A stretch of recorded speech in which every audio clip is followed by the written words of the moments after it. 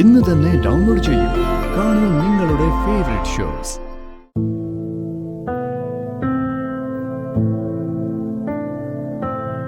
കുഞ്ഞേച്ചി, പരിക്ക് ഒരുപാടുണ്ടോ? ഏയ്, കൈ അനങ്ങാതിരിക്കാനായിട്ട് സത്യാമ്മയുടെ നിർബന്ധമായത്. ഇപ്പൊ കുഴപ്പമൊന്നുമില്ല. കുഞ്ഞേച്ചിയോടുള്ള പിണക്കമൊക്കെ മാറിയോ? ആ, മാറിക്കാണും. ഇല്ലെങ്കിൽ പിന്നെ എന്നെ കാണാൻ വരില്ലല്ലോ അല്ലേ? എന്തായാലും നീ വന്നില്ലേ, സന്തോഷായി.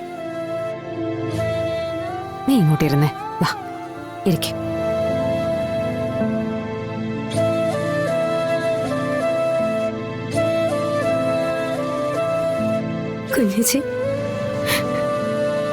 കുഞ്ഞേച്ചി എന്നോട് ക്ഷമിക്കണം. എന്തിനാ ഞാൻ ക്ഷമിക്കുന്നത്? നീ എന്നോട് എന്തെങ്കിലും തെറ്റ് ചെയ്തിട്ടുണ്ടോ? കുഞ്ഞേച്ചി, നീ എന്നോട് ചെയ്തതൊക്കെ ഒരു തെറ്റായിട്ട് തോന്നിയിട്ടുണ്ടെങ്കിലല്ലേ ഞാൻ ക്ഷമിക്കേണ്ടതുള്ളൂ. അങ്ങനെ എനിക്ക് തോന്നിയിട്ടേ ഇല്ല.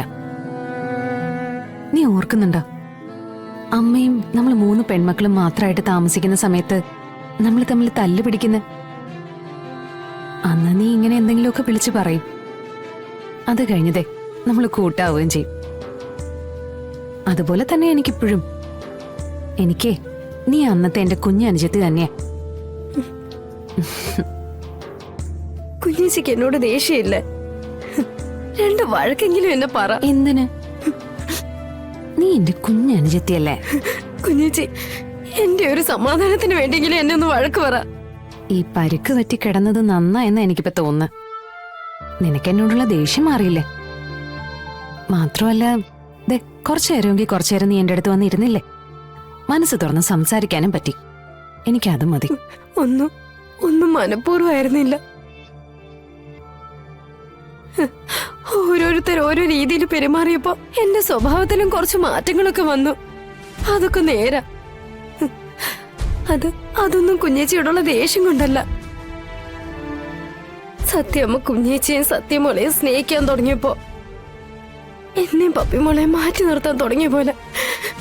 അപ്പൊ എനിക്ക് എന്നെ തന്നെ നിയന്ത്രിക്കാൻ പറ്റാതെ സത്യമ്മ ആ സമയത്ത് മനഃപൂർവ്വം പക്ഷഭേദം കാണിക്കുമായിരുന്നു. കുഞ്ഞേച്ചി, സത്യങ്ങളൊന്നും ആരും അറിയുന്നില്ലല്ലോ. ശ്യാമേ, കഴിഞ്ഞതൊന്നും നീ ഓർക്കണ്ട. സത്യാമ്മയ്ക്ക് ഇവിടെ യാതൊരു വേർതിരിവും ഇല്ല. അതല്ല കുഞ്ഞേച്ചി സത്യം. അതൊക്കെ നിന്റെ തോന്നലാ ശ്യാമേ.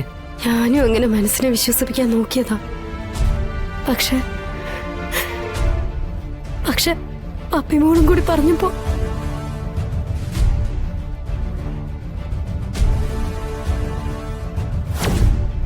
ശ്യാമേ, നീ അങ്ങോട്ട് മാറി നിൽക്ക്.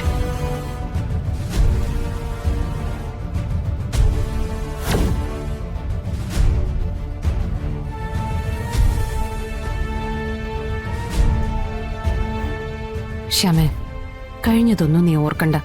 സത്യാമ്മയ്ക്ക് ഇവിടെ യാതൊരു വേർതിരിവും ഇല്ല. ശരിയാ, തെറ്റുകൾ എന്റെ ഭാഗത്തും വന്നിട്ടുണ്ട്. വിഷ്ണുവിന്റെ മോളാണ് സത്യം എന്നറിഞ്ഞപ്പോ ഉള്ളിൽ ഒളിപ്പിച്ചു വെച്ചിരുന്ന എല്ലാ സ്നേഹവും കൂടി ശാലിനിയിലേക്കും സത്യയിലേക്കും പോയപ്പോ ശ്യാമയും പപ്പിമോളെയും ഞാൻ മനഃപൂർവ്വം എന്നിൽ നിന്ന് അകറ്റിയതാ. അതെ, അത് ഞാൻ ചെയ്ത തെറ്റ് തന്നെയാ.